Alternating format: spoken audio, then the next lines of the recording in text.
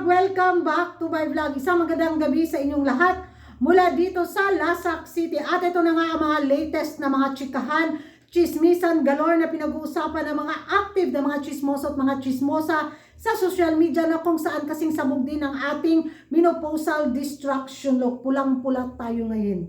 Dahil mapula talaga ang mga revelasyon ngayon na kung saan trending na pinag-uusapan at nilibak ngayon si Hello the Universe dahil nga sa kanyang latest na revelasyon na may mga product na tayong mabibili soon sa Miss Universe organization. Sa sa Miss Universe website yata natin to mabili mga karag-karag, ito mga na pa-product na nilalako ng Miss Universe organization sa mga beauty pageant lovers. Ambot lang. papunta na yata ang sistema ng Miss Universe organization gaya ng Miss Grand bitaw na may pa-live selling system. Baka manalong Miss Universe Queen soon. Magbibenta na ng pa-live selling sa kanilang website or sa kanilang mga social media platform. Hala mo diha. Papunta na talaga to sa circus mga karag-karag. Impas galore na judy. Kabibo ba ani oy? Noon sa man si Hello the Universe, mura naman siya giango-ango oy. Una sobra na siya sa injection or nakulangan siya sa injection mga karag-karag. Hala mo diha. Palit na mo. Tagsing ko lang ang tapok. Ay, kay got Judy si Hello the Universe. Well, business is business nga, di ba? Kung mapagkakitaan, why not coconut? So good para sa kakaunlad ng ekonomiya sa Miss Universe organization.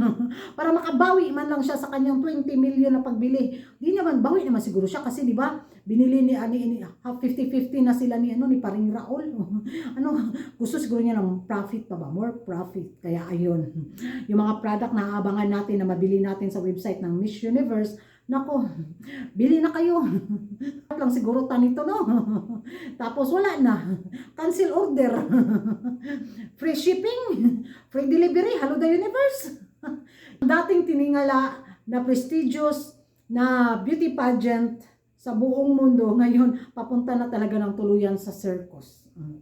Hay, ambot lang mga karag-karag at sabi nga ng mga chismos at mga chismosa sa social media, naghirap na ba daw si Hello the Universe at ang organisasyon? Bakit nagbibenta na daw ng mga paganito sa Miss Universe pageant? Ewan ko, tanungin natin si Hello the Universe. Siguro ginamit lang talaga nila yung Miss Universe pageant para mag-expand yung business nila. Siguro ganun mga karag-karag or gusto nilang amot lang, wala akong explanation. Baka may explanation kayo dyan, comment down below. At kung hindi ka pa nakapag-subscribe sa YouTube channel ko, don't forget to like and subscribe ko Ragan Karag, ang babae lagi na karag-karag. And see you in my next vlog. And bye-bye!